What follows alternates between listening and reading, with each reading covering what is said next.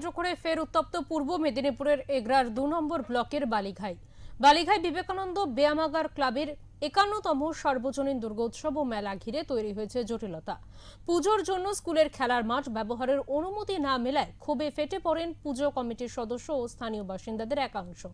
শেষ পর্যন্ত রাস্তা অবরোধ করে বিক্ষোভে নামেন তারা। প্রতি বছরের মতো এবারও বালিঘাই হাই স্কুলের খেলার মাঠে দুর্গাপুজোর আয়োজনের সিদ্ধান্ত নেয় পুজো কমিটি।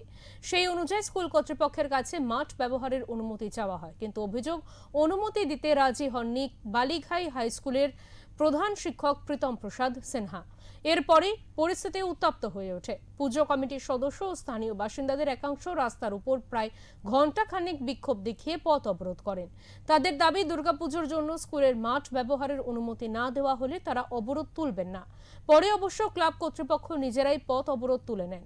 তবে অবরোধ তুলে নিলেও পুজো কমিটির সদস্যদের মধ্যে ক্ষোভ রয়েছে। তাদের দাবি, এই অবরোধের পর প্রধান শিক্ষক এই অবরোধ দেখে পূজা করার জন্য অনুমতিও দেবে।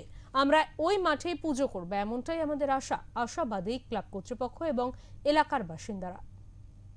মাননীয় মহামান্য আদালত হাইকোর্ট তিনি বিচার করবেন, তার এজলাসে তিনি বিচার করবেন।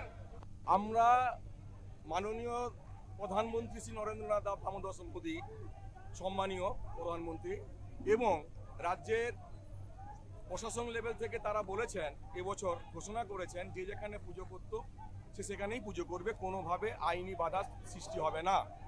যদি আইনি বাধা সৃষ্টি হয় সেটা পুলিশ প্রশাসন সেটা দেখে নেবে। এরপর পুলিশ এবং প্রশাসন তারা কথা দিয়ে যাওয়ার পর যদি তারা পুজো করার অনুমতি না আনিয়ে দিতে পারেন, তাহলে তো আমার গ্রাউন্ড অটোমেটিক্যালি তৈরি হয়ে গেছে।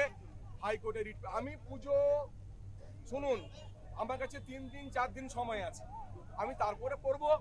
এবার পুজো যদি তিনি করতে না পারেন তাহলে আমি সেটা কোর্ট বুঝবে, প্রশাসন বুঝবে, তার জবাব কি করবে এলাকার মানুষের। তাহলে আপনি কি মনে করছেন যে হাইকোর্টের পারমিশন নিয়ে এখানে পুজো হবে? সেটা কোর্ট ঠিক করে দেবে। টানা